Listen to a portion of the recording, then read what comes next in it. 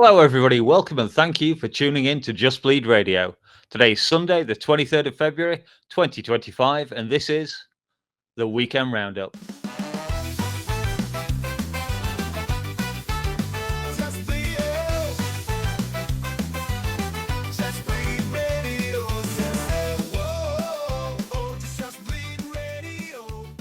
Hello, hello, hello. How low can this intro go? I'm your host, DangerMouse. I'm worse at what I do best, and for this gift I feel blessed. Our little group has always been and always will be until the end, made up of Lazy, Austin, Dave, and Chatri. So, on episode 42 of the Weekend Roundup, come as you are, as you were, as I want you to be, as a friend, as an old enemy. Take your time, hurry up. The choice is yours, but don't be late, because this Seattle card was pretty bloody great. We'd love to have you join us in our mixed martial arts nirvana. So don't forget to like, subscribe, and ring that bell even harder than Kurt Cobain did back in '94. Too soon? Oh, well, never mind. I'm now going to give you a quick break from my voice by pretending that I haven't been talking to these guys for the last hour and ask Austin and Lazy how they are. So, how's things, Austin? not bad, not bad. Enjoyed the fights. I had to do yard work and ended up having to take care of some stuff in the backyard. But not bad, not bad. Not too bad, not too bad. Can't complain, can't complain. Good, good. And how's things, Lazy? I'm happy to be here.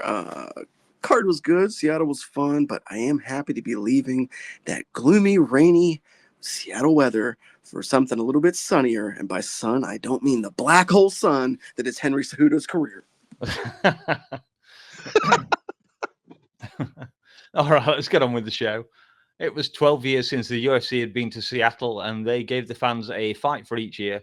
A card that gave us 6 knockouts, 2 submissions, 2 split decisions, 1 unanimous decision, and that rarest of beasts in the main event, a technical decision. A card completely devoid of the fairer sex, making it very difficult for me to mention Dakota Ditchever. Anyways, we have a lot to go through, and we're going to have to start with the first fight on the main card, where veteran Alonzo Menifield took on UFC newcomer Julius Walker in a grinding 3-rounder that put a halt on the finishes that we'd seen in the prelims. Now, both that fighters had moments where they looked good, and it looked as if they might get a finish. The striking was very even with Walker mixing it up between body and head, whilst Menifield was straight out headhunting, which may have been the optic that had Derek Clearly give all 3 rounds to Alonzo. After all those finishes, it was almost refreshing to get a full-length fight. And I was thinking it must be the fatigue, alcohol, and weed kicking in at 2 a.m. that was why I was enjoying it so much. And then I checked this morning, and it was awarded fight of the night. My actual favourite moment from this fight was when the referee Jason Herzog went full LazyBed rules on the thing, telling the fighters they'd both had a freebie in the fight and that the next foul was going to cost someone a point. You poked in, you kicked in, you guys are all even. No more accidents or points are coming off, yeah? All right, let's go. That's fair enough, Unfortunately, or fortunately, I guess you should say, there were no more fouls. Almost a shame, because I would have liked to see if Jason was going to follow through on that one. And I think I remember Lazy saying in the live chat that he didn't want to talk about this fight, which is, I think a lot of people were agreeing at the time it was going on. And so, anyway, let's go to Austin first in that case.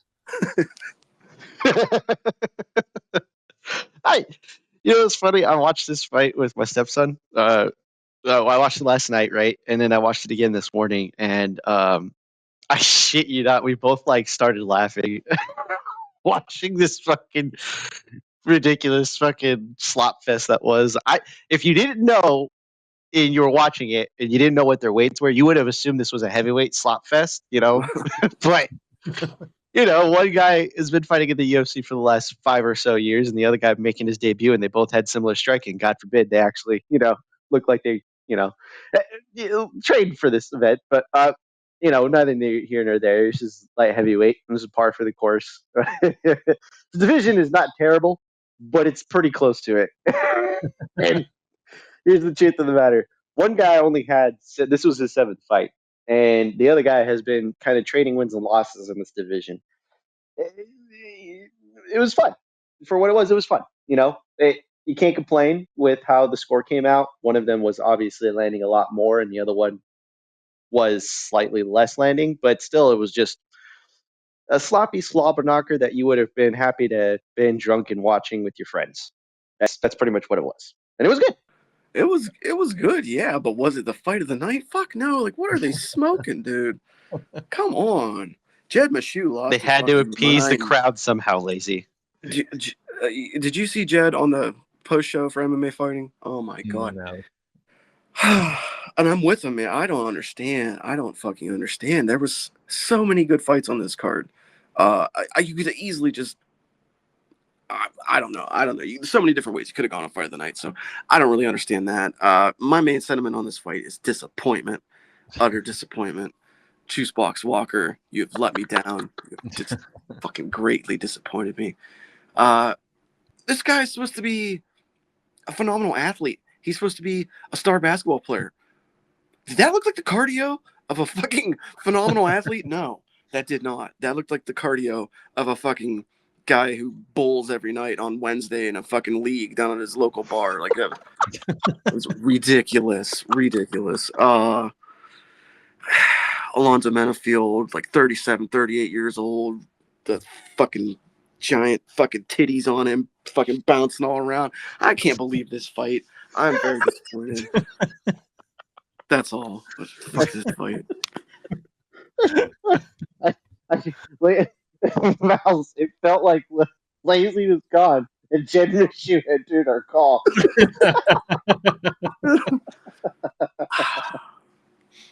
All right, then. Next fight up was John Silver defeating Melsik Bagdasarian by TKO strikes at 4 minutes 15 of round 1. Out of the red corner, a striker holding a professional record, 14 wins, 2 losses. He stands. Action fight from the beginning. Close to the end of the round, Melsik was having some fun. He landed a Stockton slap on John Silver's face.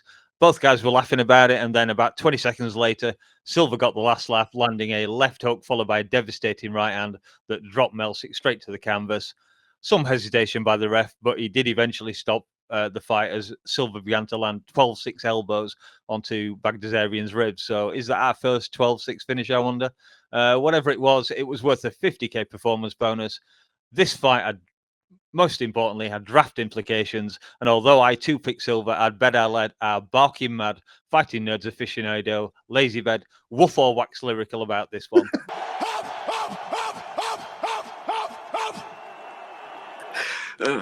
Harf, harf, harf, harf, harf. Come on, bro. Come on. John fucking Silva, dude. John Silva. Pra obter sucesso nas lutas, tem que latir pra câmera? Quem fez essa pergunta? This is my guy.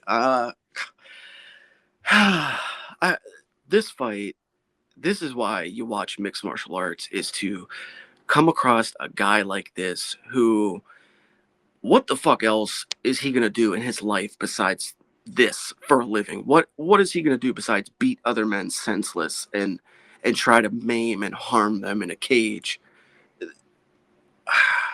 It's just beautiful. It's poetic to see somebody like Jean Silva, like the Lord, have that chance to just go in there and get in the cage and just take out whatever this demon is that's inside of him on another man. It's fucking fantastic. He's mentally unstable. He's emotionally erratic. He is the funnest fighter going right now, quite possibly. I mean, the guy's just, he's bonkers. He's bananas, and I love it. Brings me 35 fantasy points, now moves me into the #1 spot in the leaderboard, which I'm very, very happy about. However, short will be. But I just don't think that there's any way you could hate this guy. Like, you could find a lot of reasons to hate a lot of fighters, and believe you me, I fucking do. But I don't see how anybody could not like this guy. There's just nothing to point the finger at and be like, oh, I don't like when he does that. No, he's phenomenal. He's fun. He's really good at what he does. Fighting nerds are on a hot streak, and all-time moment there when he knocked Bagdasarian down there, clearly concussed, as he lays there on the ground and wants no more of this fight, and Silva walks over top of him and stands and points and says, more again. Okay, I'll fucking do it again. And yeah, just, you don't want to fuck with this guy. You don't want to fuck with this dude. He's a dog off the leash. I think that was more aimed at the ref. Like, do I have to do more here? Are you not happy with what you've already seen? Yeah, Austin, what you got to say on this one? So, I'm not gonna bark, but I will say he's a funny little fucking psychopath, isn't he? I mean, the dude looks like he just kind of walked off the crazy bus, and instead of being dropped off at the hospital where he should be in a a jacket, he's kind of been let loose in a cage. That's what it feels like. But hey, Are you saying you know he's what? on the? Are you saying he's on the Sean Strickland driven short bus here, or what? I mean, these crazy people make pretty good fighters. Apparently, that's what I've noticed. Yeah. That's it. But he's like on a different level, man. I mean, his ability to just kind of like get into his opponent's heads the way that he does. He does this thing where, oh, that was so sick, bro. You almost fucking caught me. Oh, now watch this. Boom. Fucking deads him. And he's so nonchalant about it too. Like he's high-fiving, he's fucking dabbing him up, he's fucking fist pumping, he's laughing, he's fucking crying with fucking Bruce Buffer and giving him a hug after his introduction. Like, what's going on here? But then you see the guy fight. And when he fights, he's calculated. He's like a fucking that's why I'm saying he's like a fucking psychopath because the way that he dabs up his fucking opponents and then mercilessly brutalizes them, and then he looks at the ref and he says, "Oh, you need more of this? Oh, okay, all right, I'm gonna do it. Fuck it."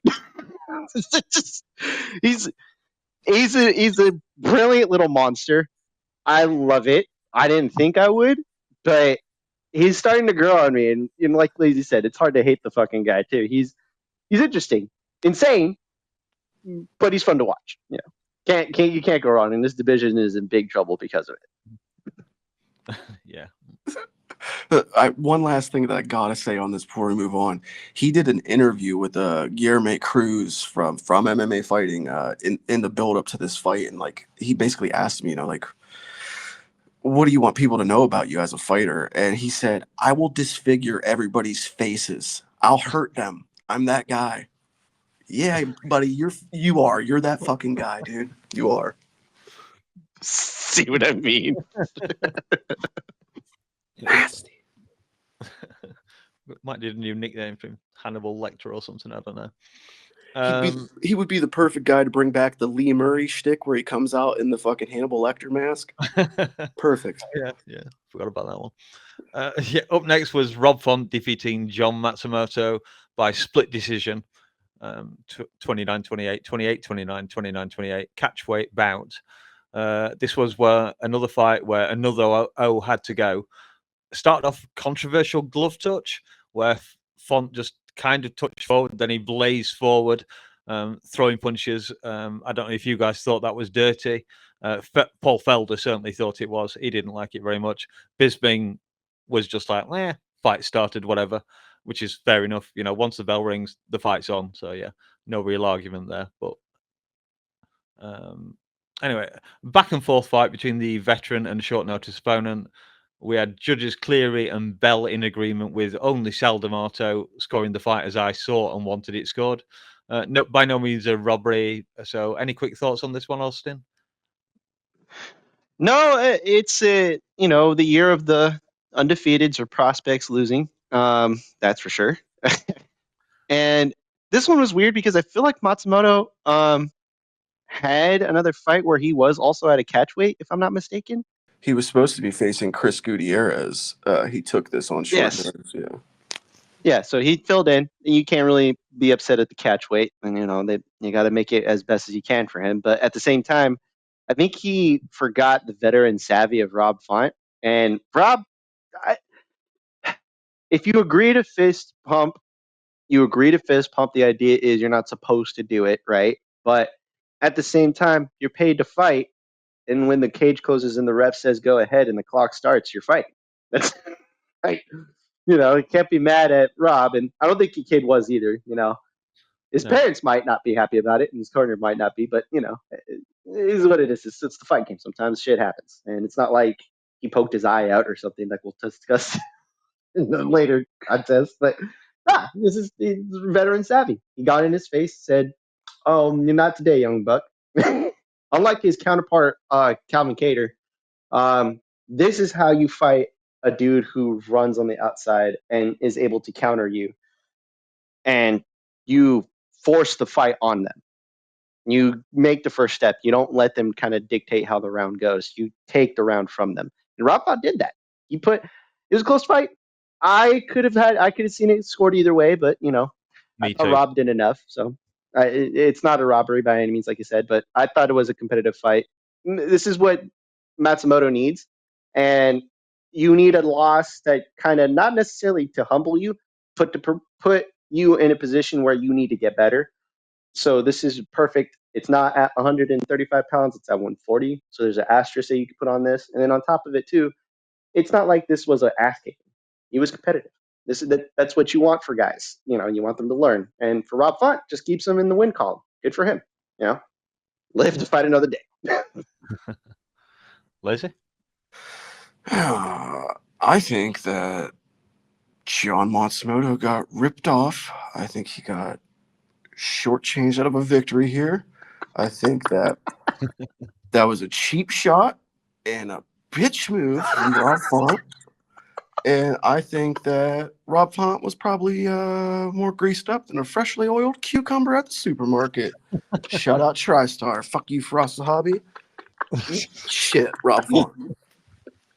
That's all. All right. Brief and to the point. So on to the co-main. Anthony Hernandez defeated Brendan Allen by unanimous decision, 29-28 across all three judges' cards. This was the fight where, although it started off in an entertaining fashion, we had Allen throwing himself at Hernandez's back after Fluffy had caught one of his kicks, which is fun stuff. And then we had Allen finish the round really strongly. Then sometime in round two, I was definitely not sleepless in Seattle. So not necessarily the consequence of the fight, because I've watched it today and it's a decent enough scrap. Lots of high-level grappling. More a result of it being 4 a.m. in the bloody morning, as far as I'm concerned. Nothing controversial, unanimous decision win. Fluffy becomes the fighter with the most takedowns in middleweight history, passing Weidman's record. I didn't catch the numbers there. Either of you guys know what they were? No, but yeah, he did pass it. Yeah, I know you. 45 takedowns. 45 takedowns because Chris had 42, I believe. I'm not 100% certain, but I think that's what it was. Okay. I guess that sounds like quite a lot. Yeah. Yeah. Anything anyone wants to say on this one? Oh, I think I'm supposed to go first here. Yeah, I'll go ahead and go. Good fight for what it was worth. I think this is what you should have expected coming into it. A similar matchup, really, to their first one, maybe with a bit more position changes and a bit more reversals and some. Put it this way: if you like grappling, this was a fucking phenomenal fight to watch. This was a very fun fight to watch. But it really was kind of a glorified wrestling match, a glorified grappling match, and it was a good one. I wasn't really disappointed because I didn't think that this was going to be a phenomenal smoke show of a fight, but it was really close, nip and tuck. I did have Fluffy taking it. I just felt like he was kind of making more of the positions that he was able to secure for however briefly he was able to secure those positions for. And I just feel like he kind of was able to accomplish more of what he was looking to accomplish in the fight than Brendan was able to. My favorite part of this entire fight, though, actually came afterwards when Brendan Allen posted his typical thing that fighters post online after they lose, where they, that wasn't my night. And he says, I just ain't the guy I thought I was. Hats off to my opponent. I don't know what comes next. Who knows what's next? And then who pops up in the comments of Brendan Allen's post? None other than the champ, Dricus du Plessis. And he says, I don't know what's next either, but I can most certainly tell you what ain't next for a very long time. Shout out Dinkus there. Ice cold. Yeah. Austin, I'm guessing you quite like this fight with all the grappling involved. Oh, yeah, no. Honestly, I was pretty happy watching it. I felt like I was watching a high school college match. Like realistically, it was just fun. Felt like the atmosphere was perfect for it because everybody was yelling at the top of their lungs throughout the night, and it was kind of like a throwback to the old school scraps of like just watching these dudes who are good at the ground but have decent stand up. And the problem with Allen is that he kind of gets into the whole, oh, you think you can grapple? All right, I can grapple you. Anthony is a better wrestler, unfortunately, because Allen was good. He was actually finding, they were both finding submission attempts, and that was the thing. Is like I didn't think anybody was going to get submitted, but damn, were they fucking trying? Anthony was there trying to just put the pressure on, never gave him opportunities to just like settle. Whereas Allen was countering as best as he could, finding positions, and when he like would reverse the positions on Anthony, he would legitimately put Anthony on a, oh shit, I gotta fucking find a way out of it. And yeah, the truth of the matter is that Allen put himself in more negative positions than positive, and almost like he was trying to see if he could fish different submissions or positions. Because when he was standing up, he was doing fine. Matter of fact, he was actually landing a lot on Hernandez. And Anthony was like, "Oh crap, I got to figure out something else to do." And then he would take Allen down. And Allen was like, "All right, we're here now," or it was just you could tell who the more adaptable fighter was, and the fighter who took more chances was the one who ended up losing. And that's what that's what this fight basically told me, is that one guy was willing to take more chances, the other guy was able to capitalize on the transitions. And in a game where they're both at the top of the division now, it's pretty much all you need. Like it is, I just need to mess up less than the other guy does. And Allen has time. He's 29. He's been up at the top. He was on a 7-fight win streak. Now he's lost 2 in a row, and they weren't ass kickings. He just lost. He's capable of getting another couple wins and staying at the top of this division. Hernandez, on the other hand, is usually injured or is finding himself in canceled fights. So this is a good situation for him.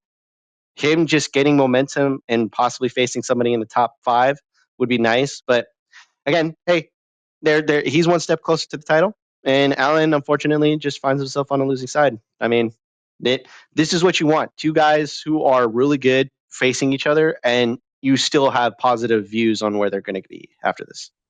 Quick question before we move on for both you guys. Did this fight change at all your thoughts on how Fluffy might fare against, say, the top 5 going forward? Yes. Because at the top of this division has a lot of strikers. And Allen is not the best striker. If Fluffy is getting hit and he is not able to get the takedown or keep his opponents down, what happens when he faces better strikers? We saw him get hurt in a lot of his fights. We saw him lose to certain strikers. He just needs to be able to figure out, if I don't have the wrestling, is there something else I can lean on? And I think that's my concern with him. But that's what I think. That's exactly what I was thinking. That's why I asked. Yeah, I just took a moment there to look at the fighters underneath him, and yeah, Austin summed it up very nicely. There's a hell of a lot of good strikers there. Yeah, with better ability to get up. Yeah, and obviously there's Hamzat lurking around in there as well. Tough for him moving forward, which kind of sucks, but yeah is what it is. Alrighty then. Song Yudong defeated Henry Cejudo by technical decision, not something we see very often. 29-28, 29-28, and 30-27. That score given by our friend Sal D'Amato again. I woke up in round 3 for this fight after falling asleep. So I did see the decision, and I had to watch while I was writing a script, and this was a fun enough fight. Pretty dominant performance by Song. He hits all the right notes on all areas, except when he allegedly hit Henry's cup, and then most definitely hit a wrong note when he jabbed Henry in both eyes. And that was where the controversy about this fight is going to begin, because Henry played it like a pro. He asked how much time was left in the round. Then he sat around. He got his full 5 minutes rest, finished the round, went to the stool, and then said he suddenly started very loudly saying that he couldn't see out of his left eye. So we had the doctors come in, and then the fight was ordered to restart. And then the So the fourth round started, and then the fight ended. With a point deducted, it would have been a majority draw. Interestingly, on the judges, both Derek Cleary and Mike Bell gave a round to Cejudo, but they didn't both give him the same round, which I always think I'm going to be slightly skeptical and say they probably both got that round wrong. Our friend Sal got that one right. I'm bigging him up for this show for some reason. All right, Austin, let's hear about your chat about the big-headed little fella. Triple C, the greatest athlete of all time, the man who took flyweight and defended the title, and took bantamweight, defended the title, and then fucking kicked his career in the goddamn trash can. Here's the truth of the matter. Henry was 38 walking into this fight, and he looked like it. And the weird thing was, I felt like I was watching what could have been a very bad performance that was on its way to getting worse for him in the fourth and fifth round. To me, it felt like he was forcing the striking exchanges, and he felt like he was absolutely just off of his rhythm a lot. And a lot of it too is that he looked like he was just kind of guessing and throwing shit at the wall and hoping something stuck. And he got some stuff to land, and there was no consistency on what was landing. Like, it was either a head down overhead right or an overhand left or some kind of a jumping punch knee kick thing, and then just getting countered. You could tell that he wasn't in a good place anymore, because every time he'd get hit, he'd stutter. He'd look at what was happening and then physically have a reaction to getting hit. Not like, okay, you hit me, I'm going to keep going. Not like, oh shit, I'm going to acknowledge that and then act like it didn't hurt me. No, he would physically have a reaction, a negative reaction. And that didn't look good. And then on top of it too, you're looking at him just not having the same speed that he once did, not having the same accuracy, not able to like close the distance and find openings. He tried to give wrestling options to his game, and it wasn't there at all. Song was capable. He was younger, bigger, stronger, and just hit harder. And you could tell. And the sad truth of the matter is that Henry thought he was capable. This was like, I'm going to walk over this guy, despite him saying the stupid things that he said to the pre-fight leading up to this, main event. It felt like I was watching what was going to happen to Dominic Cruz until his body failed him. And I feel like in this moment, Henry looked for a way out. And to your point about the whole stoppage thing, look, when the first nut kick happened, it was in the second round. He paused and didn't acknowledge that it was a cup kick. Song tried, even the ref, Jason Herzog tried, and Jason's going to get a lot of shit, but I think he did this fine. I have no issue with what he did with this whole fucking decision thing. And the second time he got kicked in the nuts, it wasn't a cup kick. It was literally like in the groin to the left of the cup, or to the right of the cup, I should say. And he tried to play it off like, oh yeah. And then when he got poked in the eye, he caused it because he threw out a jab. It was going to get parried by Song, and Song kept his hand out. And what does Henry do? He leans forward, leans with his fucking giant ass head, overhanded right or whatever the fuck it was, and just allowed the fucking eye poke to happen. Song didn't mean to fucking gouge his eyes. It literally was like, oh fuck, there's a punch. Oh, you're leading in. Oh, okay, my bad. Fuck. And then the whole clock thing, he was looking up at the clock at a certain point. Like, either you can see or you can't, right? And he had 5 minutes. Yes, he had 5 minutes, despite the commentary being like, oh, maybe we should take a point and whatnot. Or maybe, Henry was winning on this scorecard. It's like the commentary was fucking just giving him a big one. And, it just felt like they were just bigging up Henry the whole time. And listening to that, like, you're seeing Henry chew up the clock. Herzog's like, hey, are you good? Checking in on him, talking to Song, making sure nobody's getting coached or whatnot. And then you see Henry kind of even like just dogging it. He's just like, yeah, no, I'm just here. I'm kicking it. I still can't see. At any point during that moment, he could say, yeah, I can't physically see. I don't think it's going to get better. I'm done. and then we wouldn't have the situation that we have. But he decides he's fine, and then he may have been fine, and then blinked, and then like, oh shit, I actually can't see. Proceeds to fight the rest of the round. Doesn't say anything until he gets over, when the round's over, to the corner and says to the ref and his own corner, I can't fucking see. Yeah. So, and then they don't even bring in the doctor because he's not begging for the doctor to be in there. And then the doctor's like, all right, are you good? He's like, I don't know. I can't see.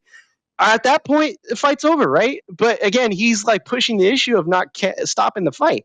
And then even then, we're looking at Henry acting like, oh, I don't know. Like, either commit or don't.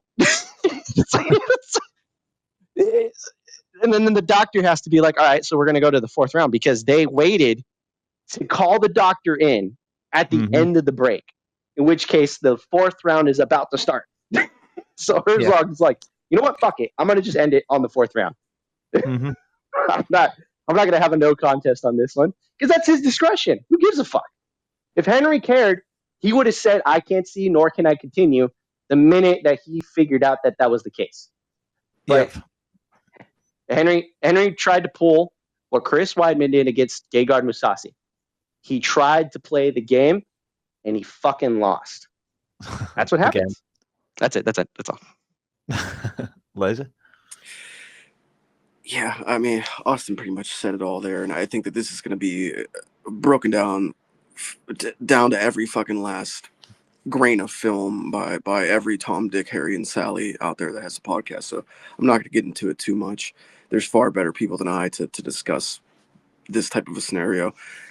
And I hate to give credit to people I don't really enjoy, but I did catch some of the weighing in podcast from this morning, and I do kind of take Big John McCarthy's word on some of this refereeing stuff, and he made some really good points about this. And he basically said exactly what I was thinking and what Austin was saying. Herzog played this to the letter of the law, and he did nothing wrong here. He did nothing that's not out of the ordinary in boxing, where they do this all the time. The starting of the next round and then calling it the halt to the action, or having the doctor come in to stop the fight, whatever it might be. Beginning of the next round, there's nothing fishy about that. What it really comes down to is Henry was looking to save face. He was looking to save face. He was looking to use the magic phrase that gets your corner or the referee to call the fight so that you don't have to say, I don't want to continue anymore. He thought by saying over and over loudly, I can't see, that, like I said, one of those two entities were going to stop the fight for him, so he could still look like a tough guy who wanted to continue but couldn't. Austin said he tried to play the game, and he played himself. He was under that assumption that Herzog would take a point and the fight would be called, and he would either win via decision if it went to the cards, or end up with a no contest. But either way, he would still come out of this looking like he has an excuse for his actions. Bottom line of this whole thing is Herzog didn't screw Henry. The UFC didn't screw Henry. Henry screwed Henry. He outsmarted himself. Should Jason have taken a point? Maybe. But was the refereeing consistent with what we've come to know? Yes. This is perfectly consistent with how fights get refereed. So arguing over whether or not a point should have been taken, it's irrelevant. He was looking to game the system, and he got. So it is what it is. Yeah, I've liked Jason Herzog had a great night as far as I'm concerned in the reffing. All right, on to the prelims. Modestas Bukauskas defeated Rafael Cerqueira by KO strikes at 2 minutes 12 of round one. The Gladiator slayed the Lion in very short order. Great exhibition of striking from a guy who's been training at Andy Aspinall's gym alongside Tom and all the other big guys that are up in Manchester these days. He looked good. He's had his in and out movement that actually reminded me of Aspinall. I did comment as we were watching the fights. And it looks like I should have done a lazy here and picked an entire gym, because I already have Big Tom and I have Mick Parkin in my draft. I should have taken in Modestas as well. So yeah, anyone want to say a few quick words on this one? Yeah, I'll go. I actually had no clue that he was working with that gym, and that, now that you point that out, that actually does kind of make sense. Really just kind of impressed me, did Modelo Bukkake here. I didn't see this coming from him. Speaking of coming, uh, What a name. yeah, phenomenal improvements. This was not the guy that I was used to when he first came to the UFC. I was very iffy on him, but he showed some great combos, some slick punches. And I think it was Super Dave that pointed it out on the Discord. I think he knocked Cerquera out like 3-4 times and woke him up each time in Yeah. that sequence there. So, shout out. Yeah. No, the fact that he's training with a good gym is great. And the only thing I would say to critique him, because that's what we do here, he needs to watch out for that counter straight right, because he got lit up with it 3 times in a row before the finish. So I would say keep your hands up and don't, don't Took that chin. don't get caught by something you can't see, right? But it's the problem is that sometimes you can't see it. I would just tell him to, watch out for that counter right and keep his hands up. That's all. Okay. And then the next up was Nursultan Ruzibayev, who defeated Eric McConico by TKO strikes at 33 seconds of round 2. Ruzibayev got the right result for me, just in the wrong round. Short notice fight, very nice job. Any of you guys want to say anything about this giant at middleweight? It was a fun fight. I can't really, be mad at the new guy for getting scared shitless and then forgetting where he was. But, whoever is his manager needs to probably be fired. He should probably fire that manager, because this was they fed the lion, more or less. I feel bad for the guy, but yeah, this is that type of game. Sometimes you get fed and sometimes you're the one that gets fed. McConico stepped in late though, wasn't it? Last minute. Yeah, so okay. And in a bad series of events, he's a fellow who has 5 kids at home and just lost his job prior to this fight. So Jesus. getting this fight was kind of like a blessing in disguise for him, or however you want to word it, and it didn't work out that way. All I'll say is Ruziboyev is such a weird guy. Like, he's like an anomaly, because he's fucking huge, but he doesn't fight like it. Like, he doesn't use his size to his advantage at all. You are a massive motherfucker. You fought at welterweight, not very well. Now at middleweight, but you're 6'6". Like, use your fucking length and body better. But good for him getting the W. I wasn't very impressed though. Yeah, 6'5" I heard, but just in case Daz wants to dead wrong anyone. Up next was Austin Vanderford defeats Nikolay Veretnikov by TKO strikes at 4 minutes 13 of round 2. Mr. Van Zant, who I only vaguely recognise because of that disgusting throat tattoo, but he beat a bad-tempered Russian who decided to push Vanderford in the back, presumably because he didn't like the stoppage. 4 days' notice deserves some respect, so congrats, and I think Austin picked his namesake here. Anything to say on this one, Austin? No, I had a feeling, only because this wasn't at middleweight, which was what he usually fought at in Bellator. So I was like, all right, well, I'll take a flyer on this guy, Mr. Van Zant. And, us Austins got to stick together, But hey, it was a good performance. Good performance. I would like to see what he looks like at welterweight. If 175 was a weight class, this would be a perfect one for him, but unfortunately it's not. So we'll see. Good win. Not sure why you would push your opponent when the ref was the one who stopped it, but neither here nor there. Yeah, maybe slightly concussed. Anything on this one, Lazy? Yeah, well, congrats, Mr. PVZ. Your wife taught you how to pound a man out on the ground pretty well. A good point from Austin there about the 175 weight class. If that existed, that would be perfect for him, because he really is a tweener. Like, he's too damn big for 155. He's too small for 185. That's where he's run into trouble in his career prior to this. So to come in short notice like this and to do what you did, great job. But I got a little bit of a conspiracy theory. I think Mr. Vanderford was holding the gloves. If you go back and you watch the tape, the way he's got his arm wrapped around him in that last ground and pound sequence, I believe it's his right arm is pinned beneath him against the mat in his body. You can't see it on the camera, but I think Vanderford's got his arm around the back of Retnikov, and he's holding inside the glove and cupping it and gripping it, and that's how he was able to secure that position for the ground and pound sequence that ultimately got him to finish. Just a conspiracy theory, but I think that's the case because If you go back and watch the tape also, when Varetnikov comes up and shoves Mr. PVZ after the fight, he seems to motion to his glove when Vanderford turns around. Like he shoves him in the back, Vanderford turns around, and he like shows almost like you were holding my glove. So I think that something fishy was going on there, and that's what pissed off the Kazakh Varetnikov. So. Not a good night to be named after some kind of predatory cat. A lion had already been slain this evening, and in this one, underdog Ricky Simon claimed himself a snow leopard rug with a glancing left hook that turned Javid's head just enough so that he couldn't see the follow-up straight right. And you know what they say about shots you don't see. 50k in the bag, and the other performance of the night bonus as Ricky Simon defeated Javid Basharat by TKO right hand, 3 minutes 15 of round 1. Meme alert. Fucking Javid Basharat laying on the ground staring up at the fucking ceiling.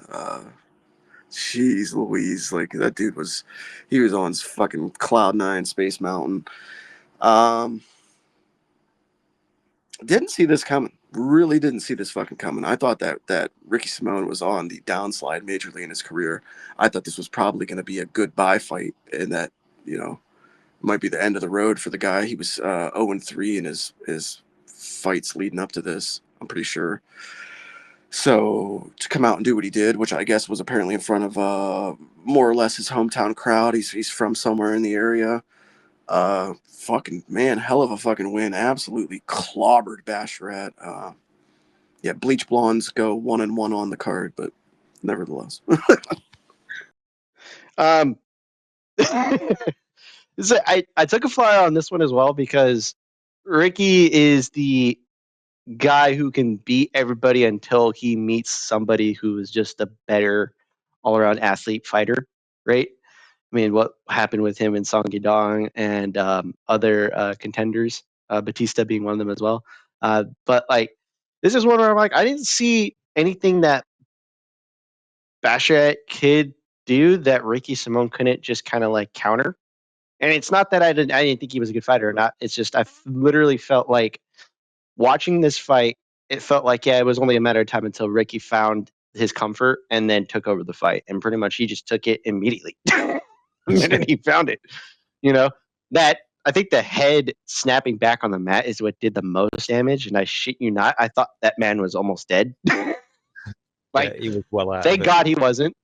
Thank God he wasn't. But, you know, like, it was just interesting because, you know, yeah, Ricky's on the older side of bantamweight, and he's trying. He's trying to be, you know, competitive. It's hard to do in this division because it's stacked. But, you know, he gets a couple wins together, faces another contender. That might be another run for him. But right now, just take lower ranked fights. You know, you can't be mad at, you know, getting a win, and getting a bonus sometimes helps. But, you know, sometimes this is nice to have for guys who are in the Ricky's position.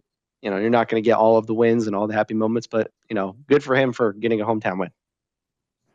My dad, John Anik, will be very happy about this because Ricky Simone is one of his favorite fighters. He likes to call Ricky Simone the most offensive-minded fighter in the UFC. So, yeah. Whatever that's worth.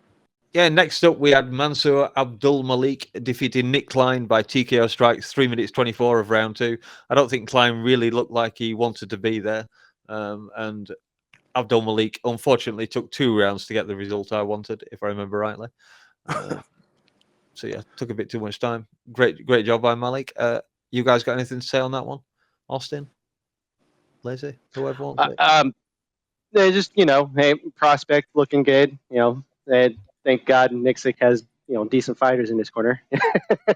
Yeah, it's just he got caught, survived, figured out how to survive and advance, and he managed to get the finish against an opponent who kind of didn't know what he was doing, and then, you know, still didn't understand the context of throwing a jab or, you know, better wrestling. He looked like he, like you said, didn't want to be there, and, you know,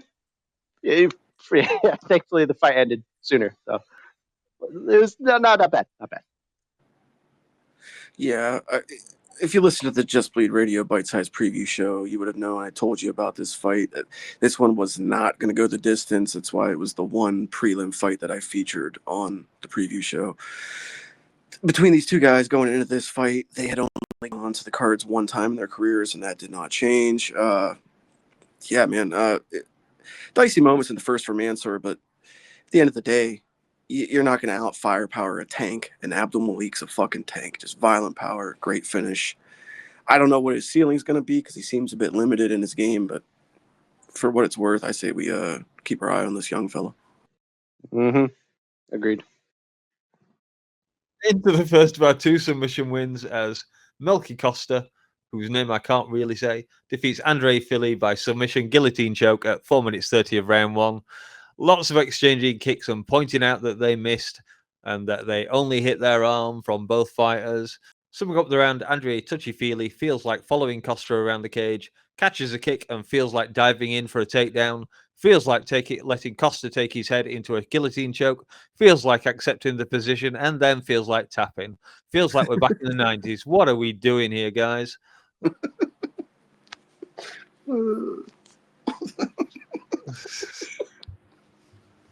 I've been laughing this whole Take time. this one, Lazy. Yeah, I could take this one once I compose myself here. So I'm sorry, I was labeling whose turn it was to go each one, and then Austin dropped the early start time on me, so I'll blame it on Austin. It's his fault. Well, What do I do?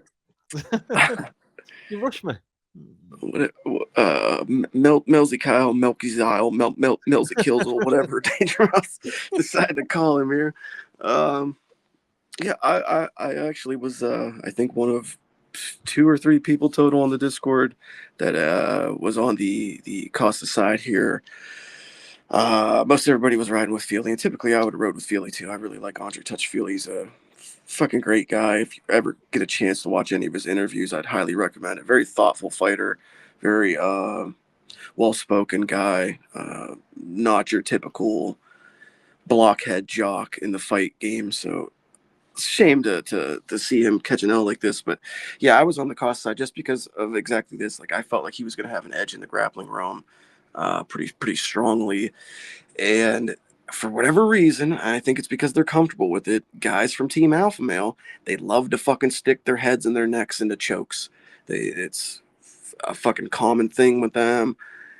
A lot of times they get away with it, but yesterday it just wasn't his day to walk out of there with his head, and he got his neck taken. Costa doing it and holding it down, and giving shout outs to all the people out there with vitiligo. So his little Dalmatian face that he did with the face paint for the weigh-ins was pretty cool. Yeah, he's just a cool, fun guy. I'm happy to see him get a win. Sucks for Touchy-Feely, but it was a fun fight. Yeah, I kind of. This was the one thing I was kind of afraid of. Like Lazy said, it seemed like Andre seemed to be fine, but the minute he got like a little more comfortable, he just did the thing you shouldn't do, which is abandon the striking and then look to change up the trajectory of the fight by forcing a takedown. And then he committed the cardinal sin of getting comfortable in somebody else's guard to the point to where he literally allowed them to get their hands around his neck, and he was like, "Yeah, I'm fine. Oh no, I'm not. Oh shit."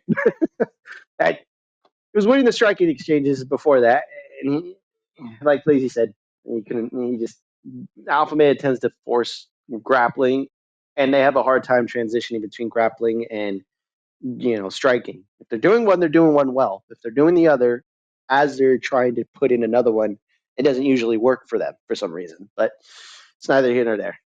Good one for Costa. Unfortunate for Feely. All right, then, on to the last fight of the prelims. Ion Kutalabra defeats Ibar Aslan by submission, arm triangle choke, 2 minutes 51 of round 1. Both guys came out flailing like DDP, but the DDP that you have at home. They were swinging those fists at each other. The fight hit the ground. Ion got the mount, stuck in the arm triangle, and sent Aslan back to Narnia. And it was very enthusiastic. Ion said he didn't care who he fights next, so just give that man his next fight. He won it fair and square. It was a weird one. I feel like Ion is that weird dude who can win any fight and lose any fight and look terrible or great and terrible at the same time. Just, it's just kind of like, if you're ever going to bet on somebody, you never bet on Ion. But, good for him. He got the win. He learned I can't just throw haymakers. He still did that, but he learned I can also wrestle, and if he wrestles, he can actually do pretty good.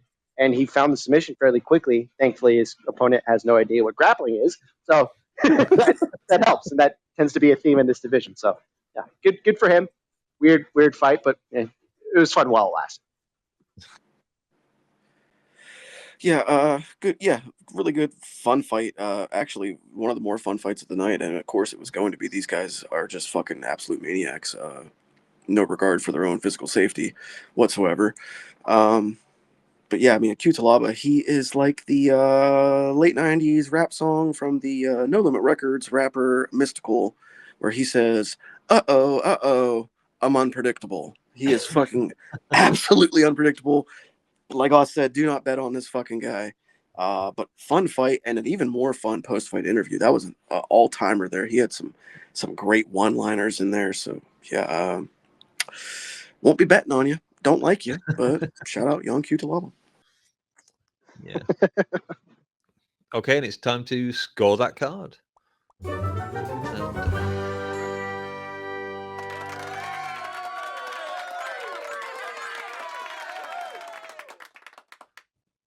And I know for a fact I went first last time we did the show, so let's just dump it on Austin. He does the least work, so you can go first, Austin. Throwing shade. All of the I'm just playing. all of the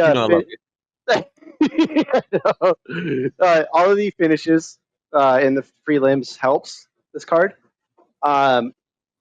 Definitely, the main event was interesting just because of all the mayhem that happened after the third round. But I thought this card ceiling was like a 7. The best they can do, the gymnastic score again. But I would say it did better than that. For me, it was almost like a 6. I'm sorry, as 8.5. Because of just all the chaos that was on the prelims and all the ridiculousness that was on the main card. So, crowd always helps. So, 8.5 for me. 8.5, very generous. Lazy, go on. I'll throw it at you next. Dude, I mean, back to a venue or a city that we haven't been to in a very long time. Crowd was super into it. It seemed like the fighters and the fans were all happy to be there, which seems to be the case whenever you guys take this show on the road. So hey, maybe do it a little more often. Again, set the fight night record, gate record. They broke the record again. So yeah, take the show on the road. It works well. What can you say about the card? So many fun finishes, really enjoyable night of fights. I got to go ahead on the fantasy draft board. I got a lot to be happy about here. I was going to give it a 9, but Henry Cejudo kind of ruined that. So I will deduct 0.5 for Henry Cejudo being 5 foot tall, and I'll give this an 8.5. Was that 8.5 you said there, Liz? I didn't quite. Yeah, 8.5. Yeah. Okay. Cheers. Yeah, this one was great. We had the prelims with just knockout after knockout after knockout, and just with a little bit of seasoning of submissions on top of it afterwards. And then everything slowed down, bizarrely enough, with the fight of the night. I don't get that one either. As Austin said, we had the fun with all the shenanigans with Cejudo. Would have been a better card, I think, if I'd have managed to stay awake for the entire thing rather than having to come back down and watch it again this afternoon. So I guess that's going to hint at it. But still, I think maybe my favorite card of the year. I don't know. I'm not going to be quite as generous as you two guys, but I'm going to give it a solid 8. Not bad for Seattle. Yeah. I can't really hate on it with all those finishes. What else could I ask of the UFC? Yeah. Give that, make it fair. Give the guy a chance. Oh, quick question, Austin. Who won the boxing? Do you know? I forgot to watch it because I ran out of time, unfortunately. Okay. Does anyone know who won it? It was Bivol who won it, and he took a decision, like a pretty clean decision, from what I understand. Yeah, it was whoever didn't win the first one, because I know it's going to a third one now. All right. So, yeah. Okay, and Just Bleed Radio's news on boxing. Better Beer. Okay, won't just get that on- radio. you Just ain't gonna Speed get that Radio's on news on the MK boxing. Better Viev loses to Bivol in their second fight, so you get a third one and hear about it all from Brian Campbell on Morning Combat because we don't give a damn here at Just Speed Radio. Yeah. Deal.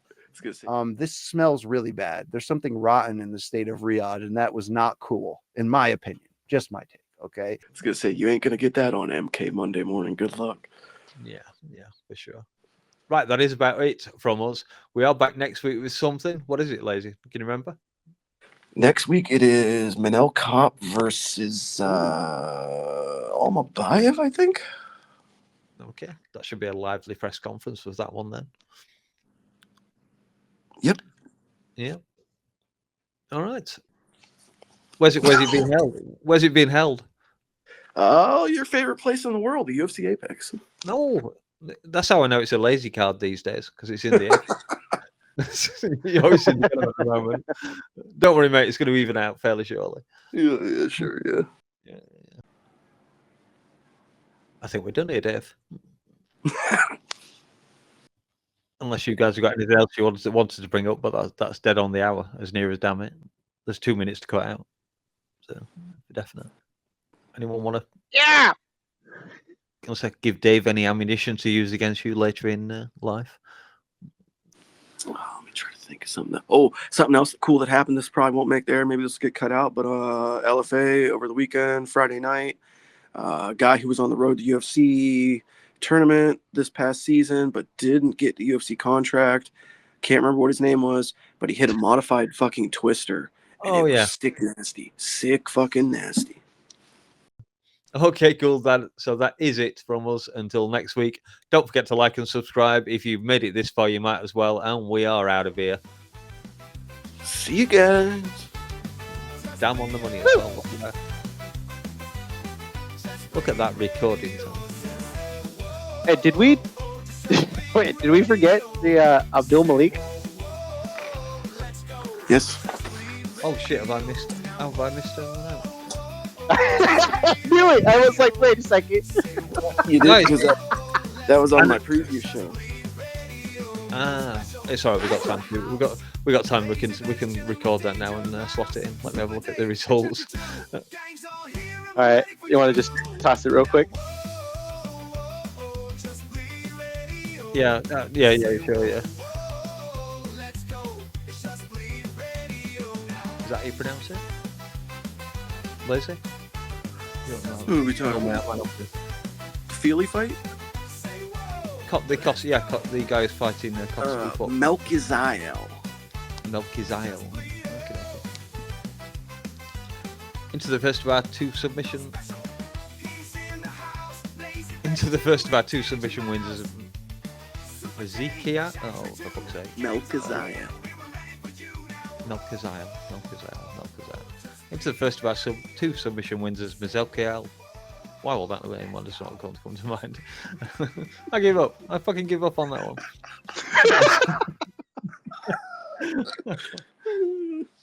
Oh, mind if I was drunk, but I'm not.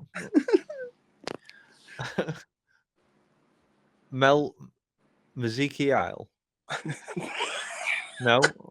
Mizelkiel. No. Dave's gonna have so much fun with this. Put it this way: his nickname is Melky, so you just call him Melky Costa. Okay, Melky Costa. Costa. I can live with that. Called him Costo then. Melky Costo. I can't handle this shit.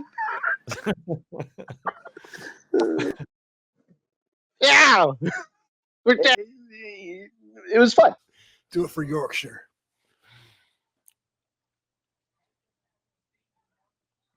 You can go. You can go ahead. Yeah, in a minute.